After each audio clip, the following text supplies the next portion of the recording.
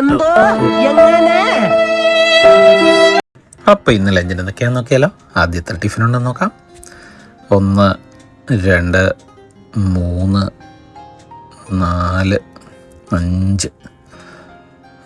ആദ്യം ചാമേരിയാണ്, millet rice. പിന്നെ അതിനകത്ത് ഇച്ചിരി പിക്കിളുണ്ട്, അത് മാറ്റി വെച്ചു. വീണ്ടും കടലക്കറിയാണ്. ഇത് ബീറ്റ്റൂട്ട് തോരൻ. ഇത് അല്പം തൈര് ബീറ്റ് ചെയ്ത് മാറ്റി വെച്ചിരിക്കുന്നു. പപ്പടം, എയർ ഫ്രയറിലിട്ട പപ്പടം. ഇനി പാലക്കാടൻ ടിഫിൻ എന്താണെന്ന് നോക്കിയാലോ. 2 തൈര് ആസ് യൂഷ്വൽ, പിന്നെ കോവയ്ക്ക ഉപ്പേരി, ഇത് മുളശ്ശി, ഇതിനകത്തെല്ലാം ഉണ്ട്, തക്കാളി എല്ലാ സാധനങ്ങളിട്ട്. അവരയ്ക്കുണ്ട്. പിന്നെ ഇത് ചോറ്, പൊന്നിയരി അല്ലെങ്കിൽ കോലം റൈസ്. ഇതാണ് എൻ്റെ പൊന്നിയരി അല്ല കേട്ടോ, എൻ്റെ ചാമേരിയാണ്, മറക്കണ്ട. പപ്പടം എടുത്ത് പൊടിക്കാം. പപ്പടം ചേർത്തു. അത് കഴിഞ്ഞിട്ട് നമ്മൾ 2 പാലക്കാടൻ